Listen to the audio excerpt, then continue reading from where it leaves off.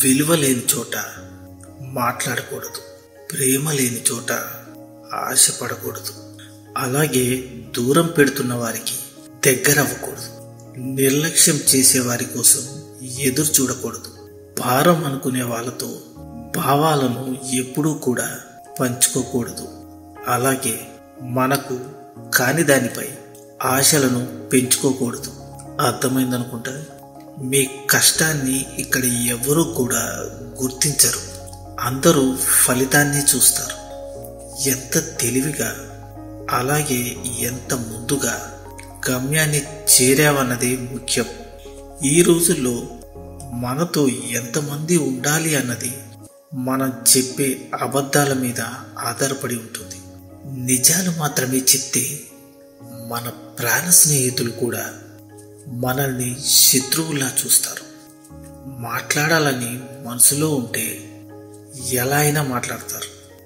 మన మీద ఇష్టం లేనప్పుడే మాటలను ఆపేస్తారు.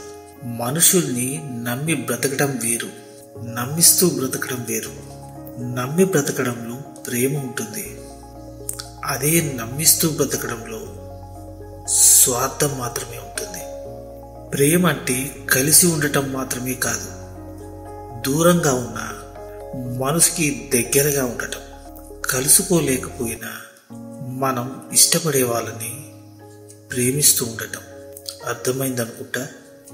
నిద్రపోయేటప్పుడు ప్రశాంతంగాను, నిద్ర లేచేటప్పుడు సంతోషంగా ఎవరైతే ఉంటారో వారే నిజమైన కోటీశ్వరులు. గుర్తుంచుకోండి. ఈ రోజుల్లో డబ్బు లేకపోతే స్నేహం ఉండదు, ప్రేమ కూడా ఉండదు, సమాజంలో గౌరవం ఉండదు. అసలు మనం కలలు కన్నా జీవితమే ఉండదు. మౌనం స్త్రీ యొక్క అతి పెద్ద రోదన. ఆమె మాట్లాడకుండా ఉందంటే ఆమె హృదయం మాటలను కూడా వెతుక్కోలేనంత అలసిపోయింది అని అర్థం. గుర్తుంచుకోండి. జరిగేది జరగనివ్వు. జీవితాన్ని ఒక ప్రవాహంలా వెళ్ళనివ్వు. రావాల్సిన సమయంలో సరైన మలుపు ఖచ్చితంగా వచ్చి తీరుతుంది. ఈ రోజుల్లో ఎంత తక్కువగా మాట్లాడితే అంత విలువ, ఎంత దూరంగా ఉంటే అంత గౌరవం. జీవితంలో గెలుపు అనేది ఊరికే రాదు. కన్నీళ్లు పెట్టుకోవాలి, కష్టాలను ఎదుర్కోవాలి, బాధలను తట్టుకోవాలి, మనసుకి గాయాలు కావాలి, గుండె మాటలకు ముక్కలవ్వాలి, బంధాలను కోల్పోవాలి, అలాగే ఎదురు దెబ్బలు తినాలి, సహనంతో మెలగాలి, అనుభవ పాఠాలు దిద్దుకోవాలి. అప్పుడే గెలుపు అనేది నీ సొంతం అవుతుంది. గుర్తుంచుకోండి. శ్రద్ధగా పని చేయకుండా ఎవరు కూడా మంచి ఫలితాన్ని పొందలేరు. కొన్నిసార్లు వాదించి బాధపడటం కన్నా తప్పు నాదే అని తప్పుకోవడమే మంచిది. మనం మంచి వాళ్ళమా లేదా చెడ్డ వాళ్ళమా అనేది ఈ సమాజానికి అవసరం లేదు. వాళ్ళ అవసరాన్ని బట్టి మనల్ని మంచివారిని చేస్తారు. వారి అవసరాన్ని బట్టి మనల్ని చెడ్డవాళ్ళని కూడా చేస్తారు. తప్పు చేసి కూడా తమదే గెలుపని వాదించే వారికి ఎదురు చెప్పకండి.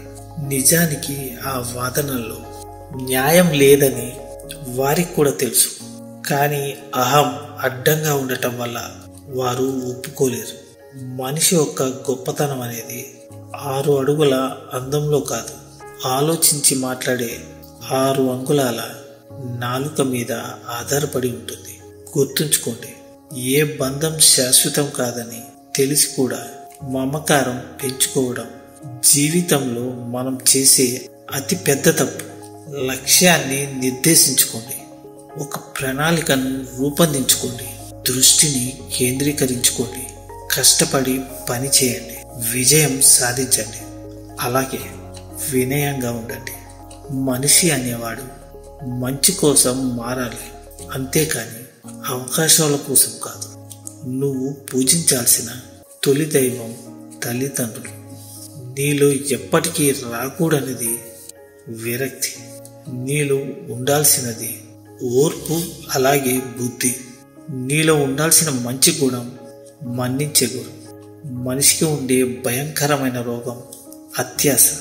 మనిషికి ఎక్కువగా ఆపదలను తెచ్చిపెట్టేది అతివాగుడు.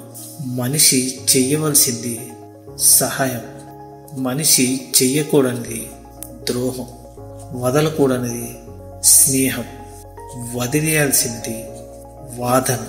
గుర్తుంచుకోండి, మన సంస్కారం చెప్తుంది కుటుంబం ఎలాంటిది, మనం మాట్లాడే మాటలు చెప్తాయి స్వభావం ఎలాంటిది, మనం చేసే వాదన చెప్తుంది జ్ఞానం ఎంతుందో, మనం చూసే చూపు చెప్తుంది ఉద్దేశం ఏమిటో, మన వినయం చెప్తుంది నేర్పిన విద్య ఎలాంటిది.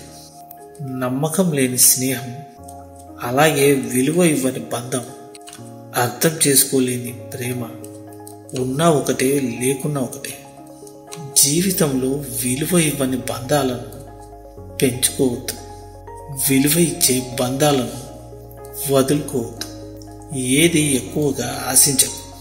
జీవితం ఒక నీటి బుడక, ప్రేమ ఒక కళ, సంసారం ఒక మాయ. రోజులు గడుస్తున్న కొద్దీ మరణం నీ దగ్గరికి నడుస్తూ వస్తుంది. అర్థమైంది అనుకుంటా. మన వల్ల ఒకరు ఇబ్బంది పడుతున్నారని మనకు తెలిసినప్పుడు కష్టమైనా సరే వారికి దూరంగా ఉండటమే మంచిది.